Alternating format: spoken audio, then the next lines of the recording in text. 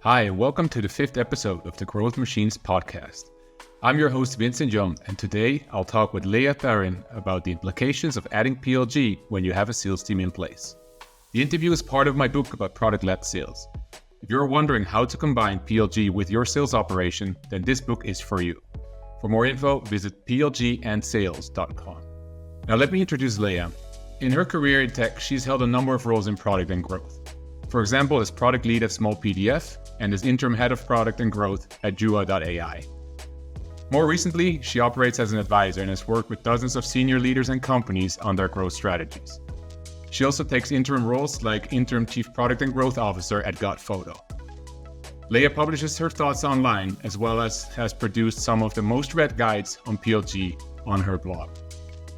Hi Leah, great to have you today. Thank you for having me. So you've worked with many different companies on their product-led sales strategy, right? And to get us started, can you share what you're seeing in the market, what's working well, and what are some of the common mistakes that are being made on that front? I think an interesting movement that we see is that traditionally we thought about product-led growth and sales-led growth as kind of like separate functions.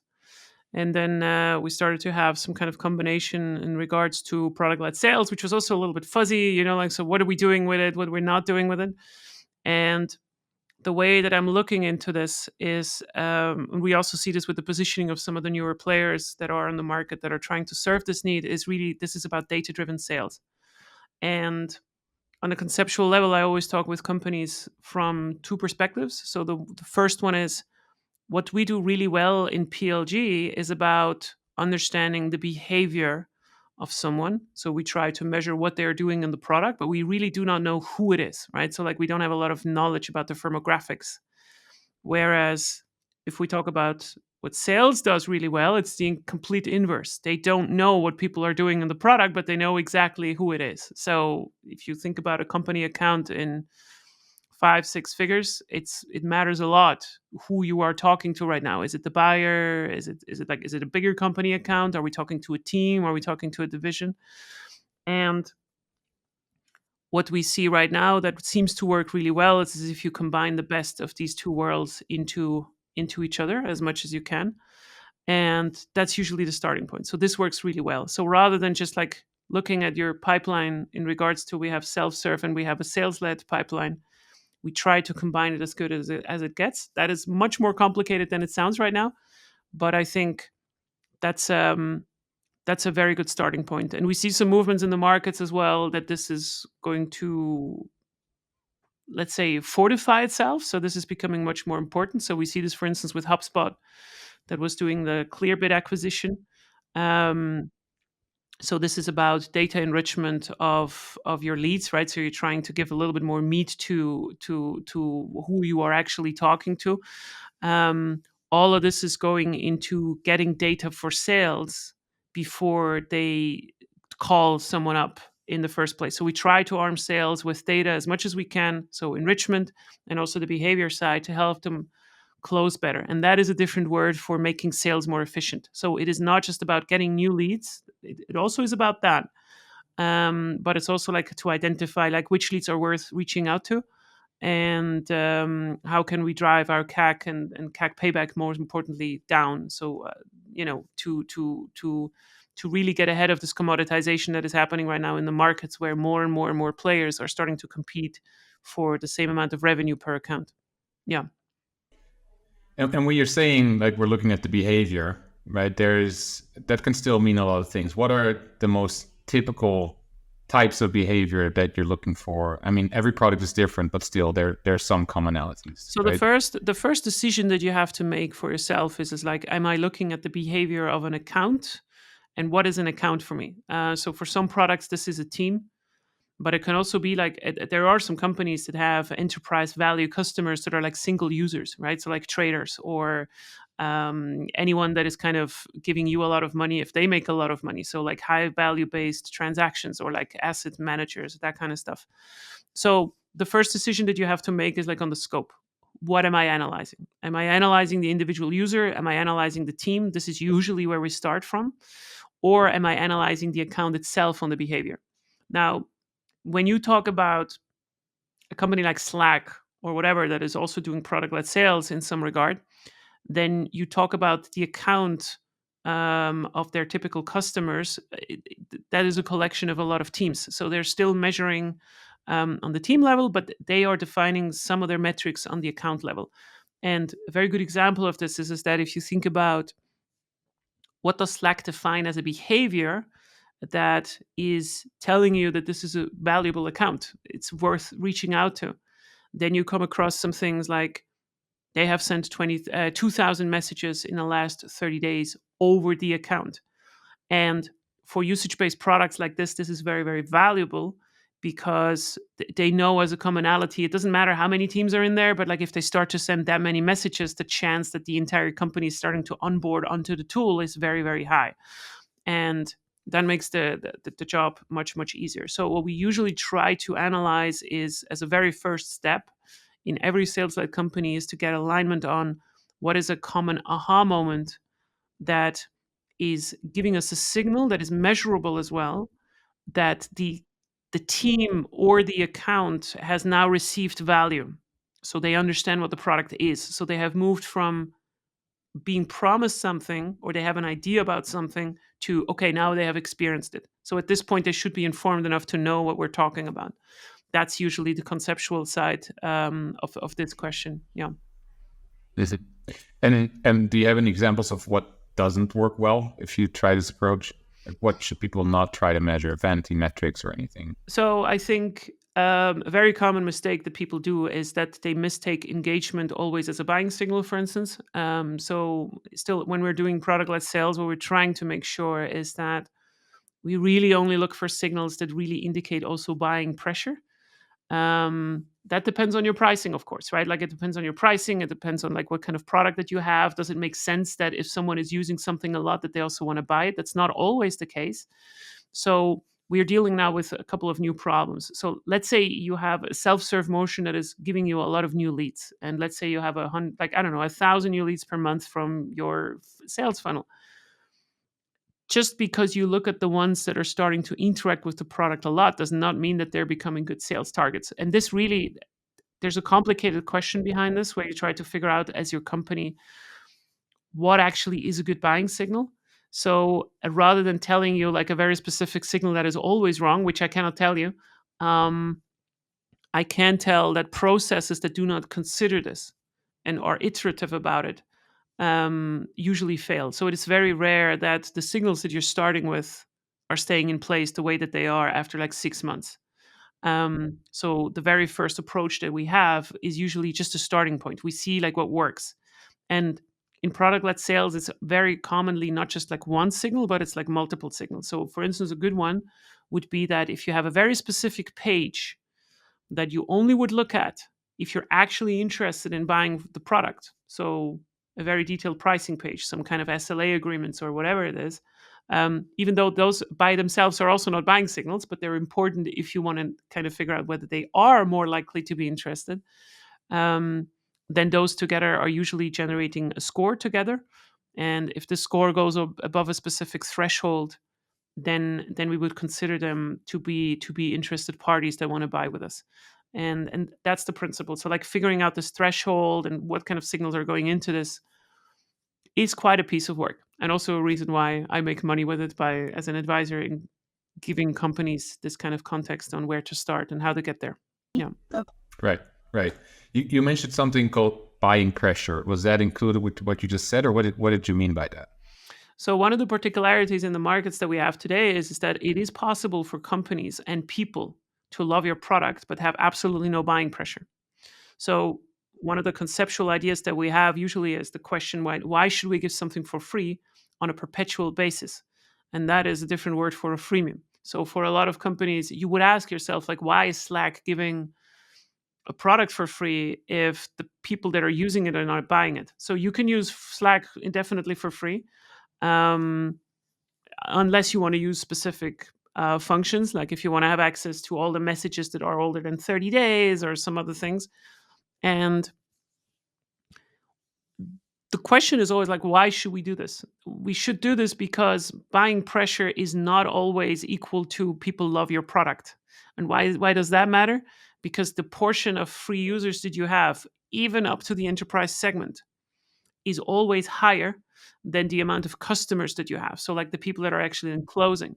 So, this huge funnel serves an important function for you in many, many different areas. And one of these functions, the free users, is that we make it easier for them to recommend your product to someone that does have the buying pressure.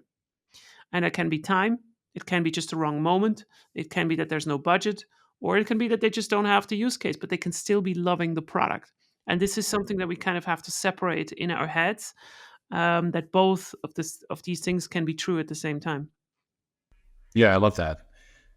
When we're talking about this combination of product-led growth and sales, in the end, what we're trying to do, I believe, is to make things possible. Like, one is more efficient, but in some cases, we're making a go-to-market possible that else just wouldn't have happened. Yeah. Right? That just wouldn't be possible if you do it by themselves. Do you have any examples like that come to mind? So I think all companies right now have to deal with this. So, and one of the reasons is that if you're doing this well, then you're doing it cheaper than the competition. So a very good example of this is, like, I usually have calls with companies that are asking me, okay, should we have a freemium or should we not have a freemium? That's the wrong framing of the question.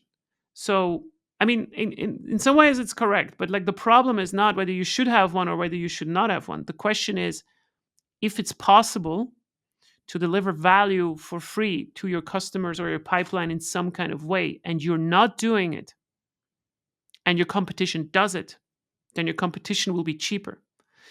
Why does this matter? Because at the moment, capital is not that cheap and everybody wants to have efficiency, right? Like, we need to also work with the money that we're getting in most of the time. VC money is just harder to come by. So you cannot afford to let go of that efficiency. So that's the first reason. And the second reason for this is that we see a lot of pressure on the very classical sales metrics, like CAC payback. What is it? What is a good payback period for whoever we acquire and so forth. So this goes a little bit into the same topic, in that there is something happening in the market. People are paying less for the same solution, expect a bigger quality and an easier onboarding. And this is due to two factors. One of them is AI. We just have everything becomes easier to build. Everything becomes therefore easier to be competed with, and therefore the prices are starting to come down.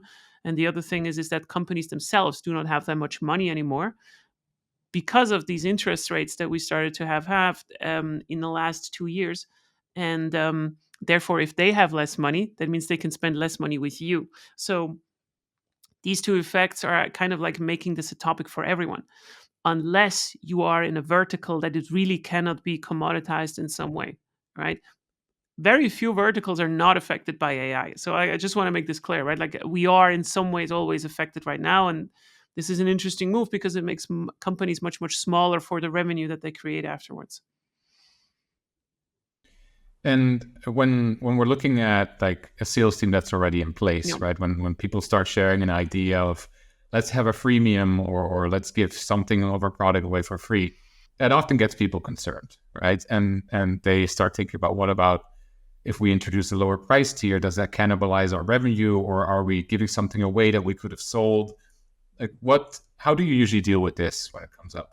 So why are sales getting scared when this conversation starts is that this is the one function in the company that you're telling now that their salaries are in danger. So very commonly, the way that we are incentivizing sales is that we have an OT compensation plan where, like, a bigger part of their money is actually coming from how much they close. And it's usually when the signature is happening, depending on how mature that your organization is and so forth, yada, yada, yada. So, of course, we are threatening people's livelihood there. So, how do we get this kind of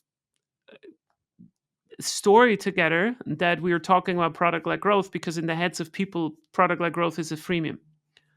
It's not what it is, though. And even with people that are very prominent in the area, they're still misunderstanding this. It is not about freemiums.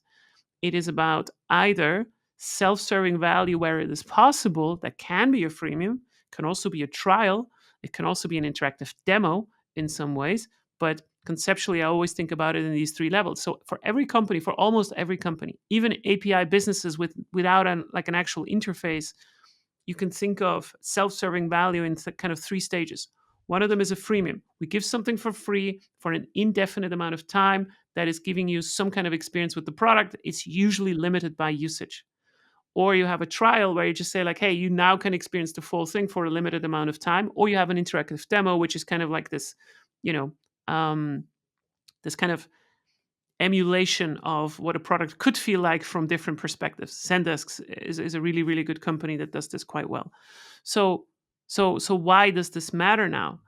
Because it's very rare that I tell a company that is sales led that they should jump straight away into the freemium if they have never done a trial or an interactive demo in the first place. Because to them, interactive demos are usually like, oh, we go to a marketing agency, they create a nice video for us, and then this is somehow the interactive demo. We have a lot of new companies right now that are trying to take care of sales demos, right? Like we have interactive demos from Novatic, Storylane, that kind of stuff. Like Gong is starting to get much more sophisticated with their sales tools. There's a lot of market out there to make sales processes easier. And some of them are dealing with this. Now, when you jump to a freemium right away, then you have problems because your existing pipeline will ask themselves, why do I pay $5,000 per user per year when you're giving it away for $30? So that's what's happening in sales people's heads. And we need to address this slowly and carefully, of course. So this is the reason why they are scared. So to your question, how can we avoid this?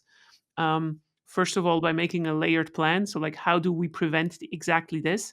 A very good um, a very good approach on this is coming usually from two ways. So the first one is we make sure that sales is still kind of earning the same money that they did before, like the individual person. And the other one is you should usually with an existing sales pipeline, you should make sure that your pricing is more aggressive rather than very lenient. And the reason for this is that we want to make sure that we can open it. Like making things cheaper is always easier than making them more expensive. Um, but yeah, that's usually how you want to approach this. So being more aggressive with pricing, and with aggressive I mean more preventative, so more expensive rather than cheap. And the other thing is like tackling them with the compensation plans. Yeah. Right. So yeah, I understand that. So you'd rather have less conversion, but get them in at a higher price. Correct. Yeah. Good. As long as you don't I know love what that. you're doing, you have to kind of figure this out in a slow way. So we really try to kind of figure out like, hey, what does this do now? The first time you have a trial going is also probably the first time for a sales-led company where they have to do something with this data. The UX researchers suddenly have now trial users. They've never had that before. They probably had like just customers. The designers have to deal now with the growth onboarding flow. Like, hey, when do we limit someone like this? When does this show in the product, and so forth?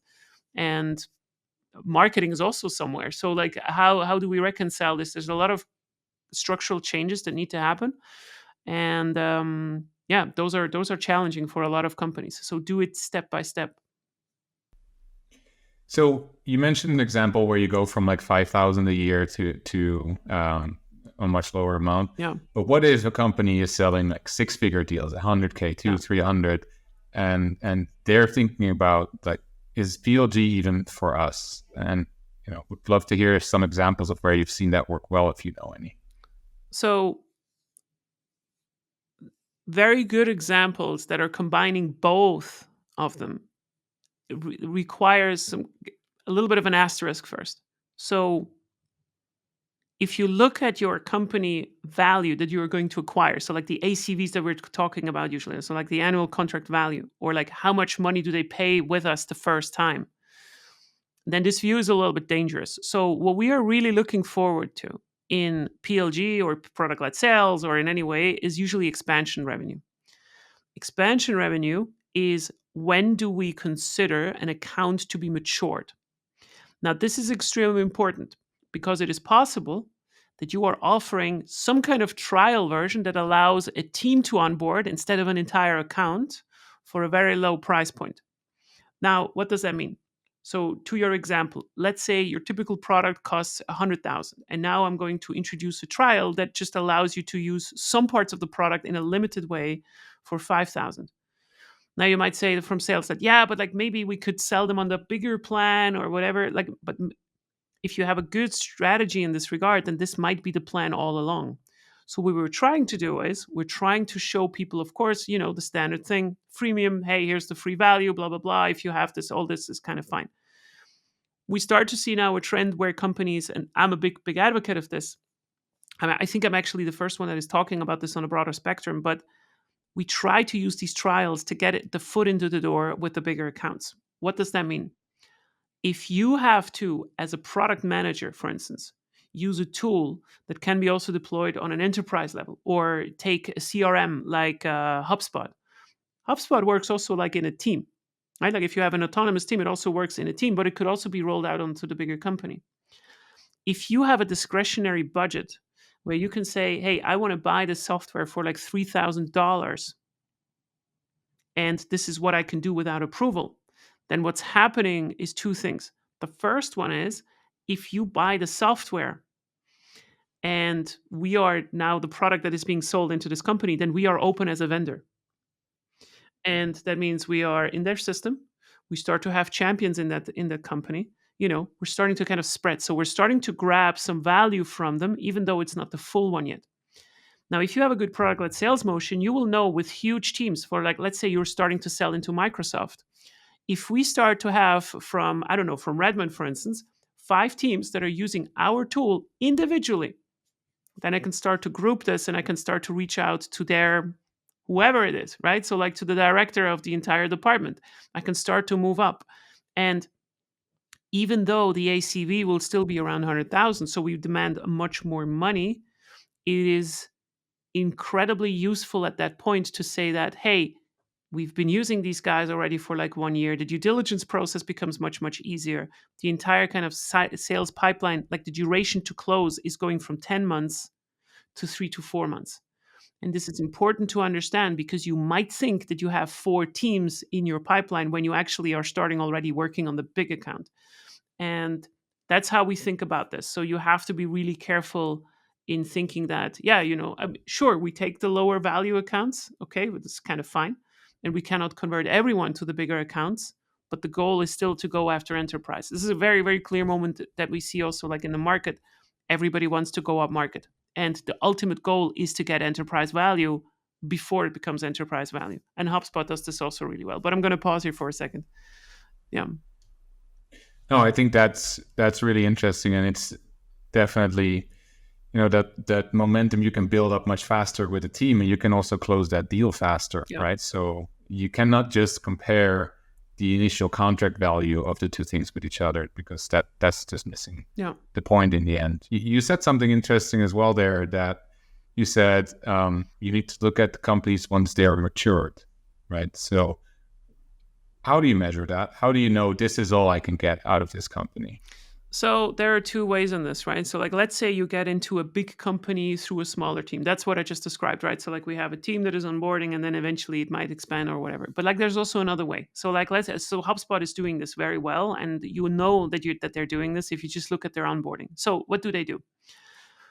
HubSpot could not exist as a company with a crazy valuation that they have right now if they did not bank on the fact that smaller companies, so you have already onboarded the entire company, but there are smaller companies that some of them will expand later on into bigger companies, not just in your system, but also like because they are growing.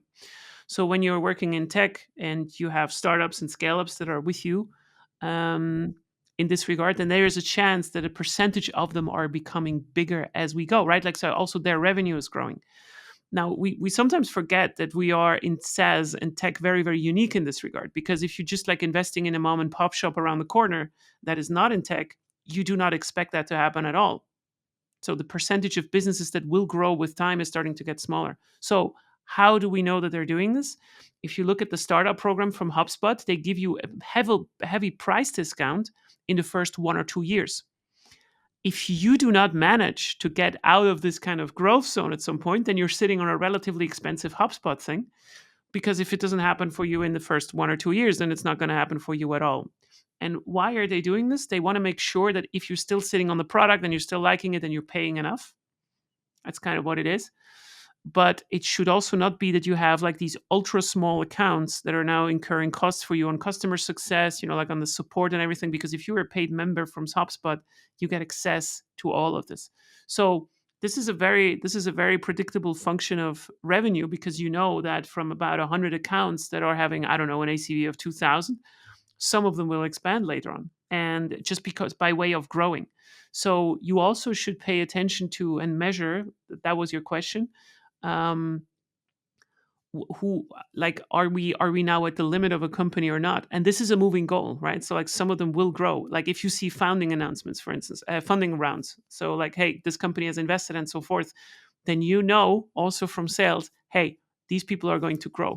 So we can start to also predict our pipeline in this regard. So this is a very clever way of kind of like figuring out, like, is this going to expand at some point? Should we now reach out to them? Should we make sure that they're not going to another competitor like Salesforce or something like this? And yeah, this is something how we can engineer this in a clever way. Good. So maybe one more question before we wrap up, which is about like how to facilitate all this, right? You mentioned in the beginning we're tracking behavior, we're looking at firmographics, and we're starting to do quite some complex things. So what's your preferred tooling to have in place for So either you hire Leah, someone like me. This is very expensive, but let's say you don't have the budget for this, which is for most companies not the case. Um, I think for many sales companies, and I'm speaking now here from the perspective of sales, and then we can also talk about PLG companies that want to move more up market.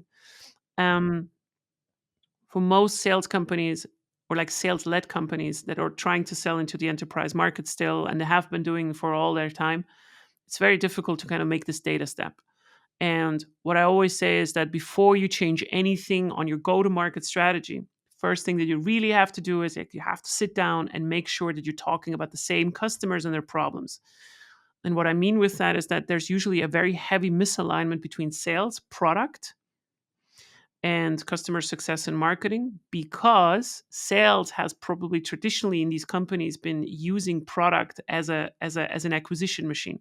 And what I mean with this is that they are sitting in calls, then they hear, oh, if we just had this particular feature, then we could close this contract. And that's very dangerous, because all this does with the product is they start to build stuff that is good for acquisition, so closing contracts, but it's not necessarily good for retention. So this is the other side to this, right? So like product like growth really makes sure that you're paying more attention to the revenue side, to the retention side, like net revenue retention. Does this account expand afterwards? And this is why this is so important to start there and really understand, okay, what is happening in our product? Only if we measure this data, and that's usually already quite a journey, only if we measure this data, we can then use the data. And only once we have that, we can also incentivize sales on it. So you cannot start with saying like, hey, sales, start to analyze the behavior. If they don't have the tooling, which is usually not the case, then you cannot do that. So analyze data first, have some dry exercises on how this can be used by sales, and then start from there. So this is quite a long process. Conversely, for PLG companies who are already started, like, we have self-serve, and now we try to figure out how it is for product-led sales. It is a bit easier because they usually start to have inbound where that says, hey, do you also offer volume license deals? Like, do you have 50 licenses, 100 licenses, and so forth? So for these companies, it's much easier. But for both companies, one important principle is true. Do not hire more salespeople than you have leads.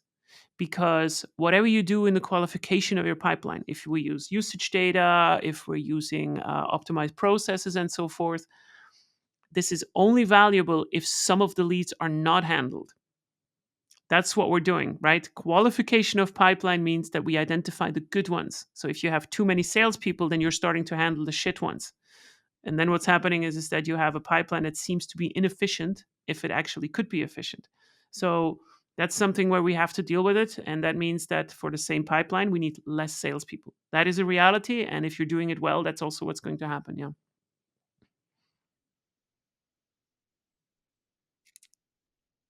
Yeah, of course. And, traditionally sales doesn't want to do it. So, like, just really quickly, an interesting number in this regard is that Battery Ventures said that because of AI and all this new tooling, we will be able in the next couple of years, whatever, to handle the same pipeline with 75 people that took 125. So we need to kind of find this efficiency somewhere that is driving this 33% increase in pipeline handling. Yeah. And PLG can definitely help there. Yeah. Yeah. If you don't Great. do it, then that's it. Yeah. That's right. Great. Well, Leah, thanks so much for sharing your experiences today. I want to give you the floor as well, maybe for a brief moment before we finish up. Like, is there anything you want to share with the audience? So I usually say that you can visit my website, but my name is so complicated that you can just go to Google, you can type in PLG and then Leah, and that's it. And then you see all my stuff. I have written one of the most read guides around PLG. It's all completely free in true PLG fashion. And that's where you can start from. And my DMs are always Easy open. as that. All right, great. Thanks for joining. Thank you, Vincent. All right, that's it for today. I love the views on specific customer states, like customer maturity and if a user has buying pressure. And the examples of how to gradually dip your toes into the PLG waters provide great guidance if you're considering bringing more automation into your existing sales process. For more insights like this, check out my book about product-led sales on plgandsales.com. Thanks for listening, and see you next time.